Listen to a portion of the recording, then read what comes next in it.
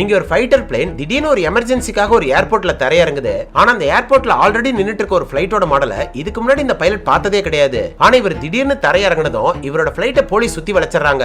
இவரை பாக்குறதுக்கு ஏதோ பழைய காலத்து ஆள் மாதிரி ட்ரெஸ் பண்ணிருக்காரு. சோ ஏதோ ஏர் ஷோக்காக தான் அப்படி ட்ரெஸ் பண்ணிருக்காருன்னு நினைச்சு அவரை சீஃப் கிட்ட கூட்டிட்டு போறாங்க. அங்க போய் விசாரிச்சா இதுதான் அவரோட யூனிஃபார்ம்னு சொல்றாரு. ஆனா இந்த யூனிஃபார்ம் 1950க்கு முன்னாடி போட்டிருந்த யூனிஃபார்ம்னு சீஃப் சொல்றாரு. அப்பதான் அந்த பைலட் இது 1917 தானன்னு கேக்குறாரு. அதை கேட்டதுமே ரெண்டு பேருமே ஷாக் ஆயிடுறாங்க. ஆக்சுவலா 1917ல நடந்த வார்ல ஒரு மேகத்துக்குள்ள போயிட்டு வெளியில வரும்போது இந்த இடத்துக்கு வந்துட்டேன்னு சொல்றாரு. ஆனா இப்ப வருஷம் 1959 நடக்குது. சோ 40 வருஷம் டைம் டிராவல் பண்ணி ஃபியூச்சருக்கு வந்திருக்காரு. ஆனா இவர் சொல்றத நம்பாத சீஃப் இவரோட திங்ஸ் எல்லாத்தையும் வாங்கி வச்சுட்டு ஒரு ரூம்குள்ள அடைச்சு வச்சிடறாரு.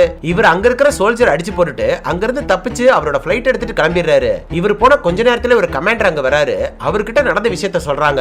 அதுக்கப்புறம் அவர்கிட்ட வாங்கி வச்ச திங்ஸையும் காட்டுறாங்க. அதை பார்த்ததுமே அவரே ஷாக் ஆயிடுறாரு. என்ன இது அவரோட ஃப்ரெண்டோட திங்ஸ். ஒரு டைம் வார் நடந்துட்டு இருக்கும்போது அவர்தான் என்ன காப்பாத்தினாரு. ஆனா அதுக்கப்புறம் ஒரு மேகத்துக்குள்ள போகும்போது காணாம போயிட்டாருன்னு சொல்றாரு. அப்பதான் அவர் சொன்னது உண்மைதானு நம்ப ஆரம்பிக்கிறாங்க.